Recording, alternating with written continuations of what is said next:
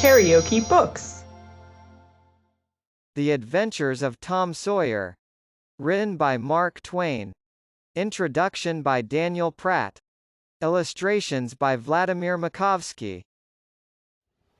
Chapter 29.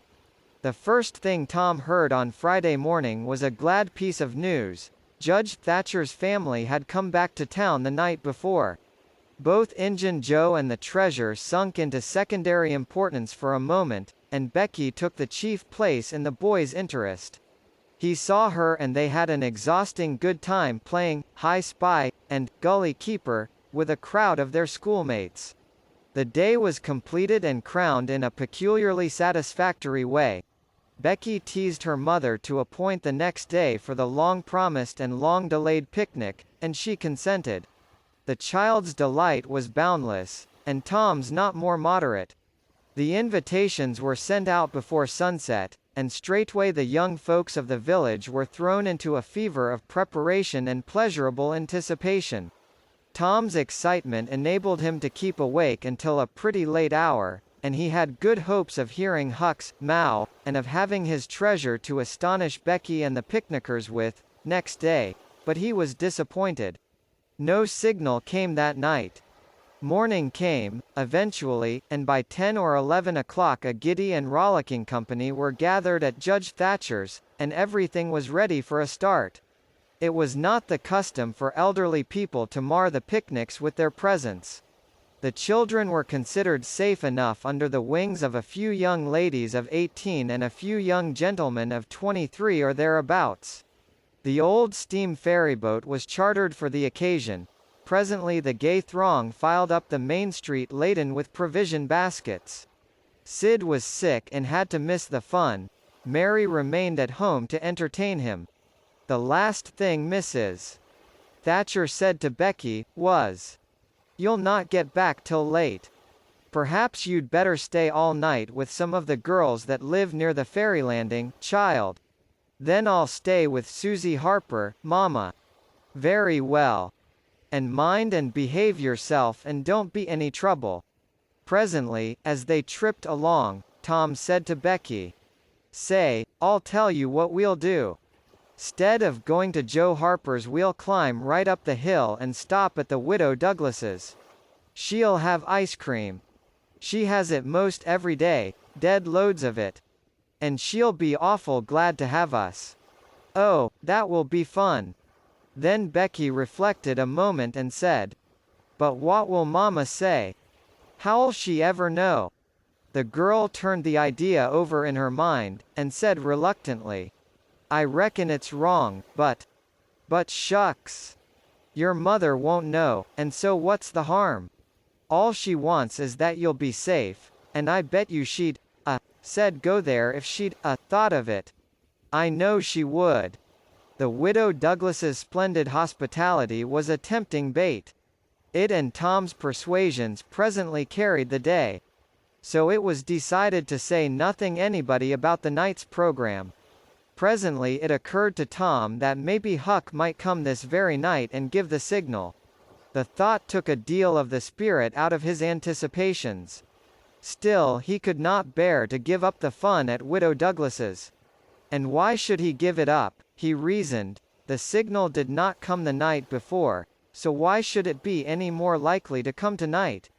The sure fun of the evening outweighed the uncertain treasure, and, boylike, he determined to yield to the stronger inclination and not allow himself to think of the box of money another time that day. 3 miles below town the ferryboat stopped at the mouth of a woody hollow and tied up. The crowd swarmed ashore and soon the forest distances and craggy heights echoed far and near with shoutings and laughter. All the different ways of getting hot and tired were gone through with, and by the rovers straggled back to camp fortified with responsible appetites, and then the destruction of the good things began. After the feast there was a refreshing season of rest and chat in the shade of spreading oaks. By and by somebody shouted, "Who's ready for the cave?" Everybody was. Bundles of candles were procured, and straightway there was a general scamper up the hill. The mouth of the cave was up the hillside, an opening shaped like a letter A. Its massive oaken door stood unbarred. Within was a small chamber, chilly as an icehouse, and walled by nature with solid limestone that was dewy with a cold sweat. It was romantic and mysterious to stand here in the deep gloom and look out upon the green valley shining in the sun. But the impressiveness of the situation quickly wore off, and the romping began again. The moment a candle was lighted there was a general rush upon the owner of it. A struggle and a gallant defense followed, but the candle was soon knocked down or blown out, and then there was a glad clamor of laughter and a new chase. But all things have an end. By and by the procession went filing down the steep descent of the main avenue, the flickering rank of lights dimly revealing the lofty walls of rock almost to their point of junction 60 feet overhead. This main avenue was not more than 8 or 10 feet wide. Every few steps other lofty and still narrower crevices branched from it on either hand, for McDougall's cave was but a vast labyrinth of crooked aisles that ran into each other and out again and led nowhere. It was said that one might wander days and nights together through its intricate tangle of rifts and chasms, and never find the end of the cave, and that he might go down, and still down, into the earth, and it was just the same, labyrinth under labyrinth, and no end to any of them. No man knew the cave. That was an impossible thing. Most of the young men knew a portion of it, and it was not customary to venture much beyond this known portion. Tom Sawyer knew as much of the cave as anyone. The procession moved along the main avenue some 3/4 of a mile, and then groups and couples began to slip aside into branch avenues, fly along the dismal corridors, and take each other by surprise at points where the corridors joined again. Parties were able to elude each other for the space of half an hour without going beyond the known ground. By and by, one group after another came straggling back to the mouth of the cave, panting, hilarious, smeared from head to foot with tallow drippings, daubed with clay, and entirely delighted with the success of the day. Then they were astonished to find that they had been taking no note of time and that night was about at hand. The clanging bell had been calling for half an hour. However, this sort of close to the day's adventures was romantic and therefore satisfactory. When the ferryboat with her wild freight pushed into the stream, nobody cared sixpence for the wasted time but the captain of the craft. Huck was already upon his watch when the ferryboat's lights went glinting past the wharf. He heard no noise on board, for the young people were as subdued and still as people usually are who are nearly tired to death. He wondered what boat it was, and why she did not stop at the wharf, and then he dropped her out of his mind and put his attention upon his business. The night was growing cloudy and dark. 10 o'clock came, and the noise of vehicles ceased, scattered lights began to wink out, all straggling foot passengers disappeared. The village betook itself to its slumbers and left the small watcher alone with the silence and the ghosts. 11 o'clock came, and the tavern lights were put out. Darkness everywhere, now. Huck waited what seemed a weary long time, but nothing happened. His faith was weakening. Was there any use? Was there really any use? Why not give it up and turn in? A noise fell upon his ear. He was all attention in an instant. The alley door closed softly. He sprang to the corner of the brick store. The next moment 2 men brushed by him, and one seemed to have something under his arm. It must be that box. So they were going to remove the treasure. Why call Tom now? It would be absurd. The men would get away with the box and never be found again.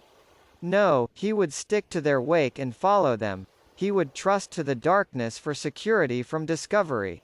So communing with himself, Huck stepped out and glided along behind the men, cat-like, with bare feet, allowing them to keep just far enough ahead not to be invisible.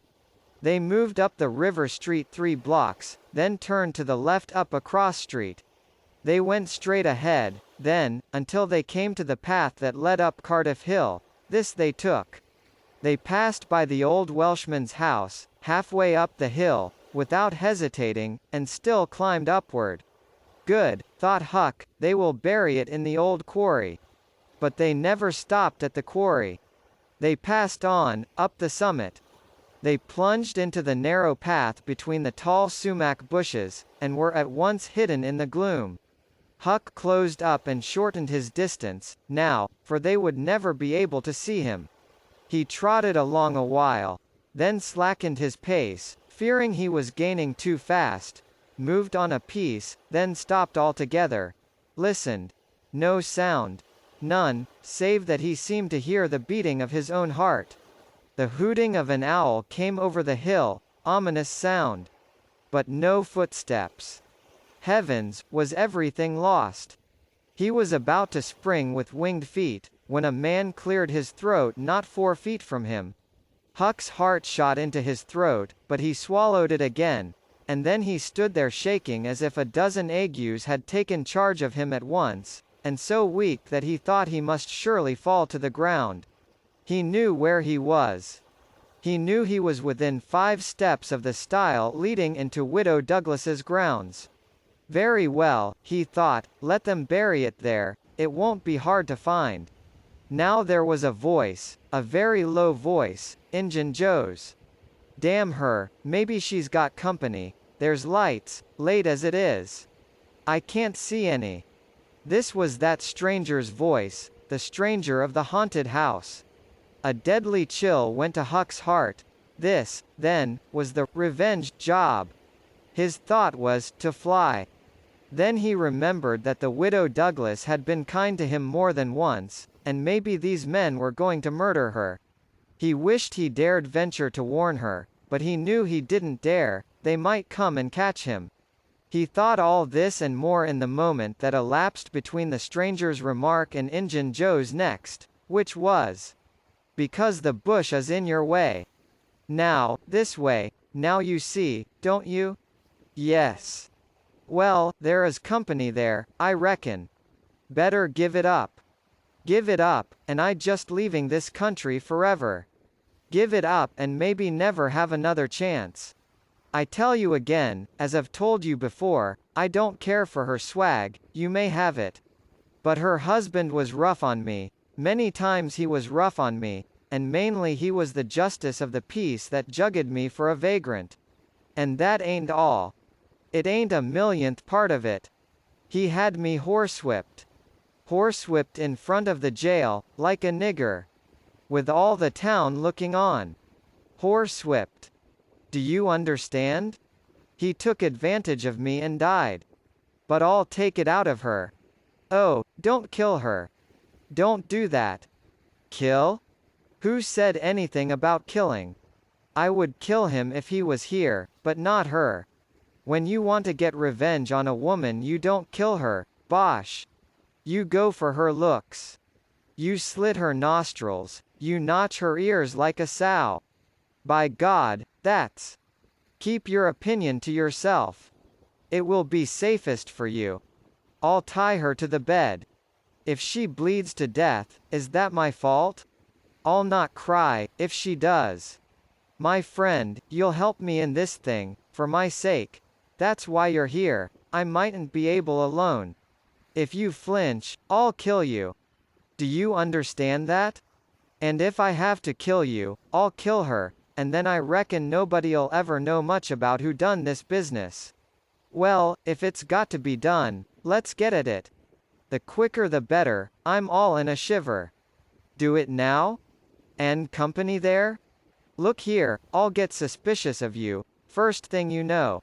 No, we'll wait till the lights are out, there's no hurry." Huck felt that a silence was going to ensue, a thing still more awful than any amount of murderous talk, so he held his breath and stepped gingerly back, planted his foot carefully and firmly, after balancing, one-legged, in a precarious way and almost toppling over, first on one side and then on the other. He took another step back, with the same elaboration and the same risks, then another and another, and, a twig snapped under his foot. His breath stopped and he listened. There was no sound, the stillness was perfect. His gratitude was measureless. Now he turned in his tracks, between the walls of sumac bushes, turned himself as carefully as if he were a ship, and then stepped quickly but cautiously along. When he emerged at the quarry he felt secure, and so he picked up his nimble heels and flew. Down, down he sped, till he reached the Welshman's. He banged at the door, and presently the heads of the old man and his 2 stalwart sons were thrust from windows. "What's the row there? Who's banging? What do you want? Let me in, quick. I'll tell everything. Why, who are you? Huckleberry Finn, quick, let me in." Huckleberry Finn, indeed. It ain't a name to open many doors, I judge. But let him in, lads, and let's see what's the trouble. "Please don't ever tell I told you," were Huck's first words when he got in. "Please don't, I'd be killed, sure. But the widow's been good friends to me sometimes, and I want to tell. I will tell if you'll promise you won't ever say it was me. By George, he has got something to tell, or he wouldn't act so," exclaimed the old man. "Out with it and nobody here'll ever tell, lad." 3 minutes later the old man and his sons, well armed, were up the hill, and just entering the sumac path on tiptoe, their weapons in their hands. Huck accompanied them no further. He hid behind a great boulder and fell to listening. There was a lagging, anxious silence, and then all of a sudden there was an explosion of firearms and a cry. Huck waited for no particulars. He sprang away and sped down the hill as fast as his legs could carry him. KaraokeBooks.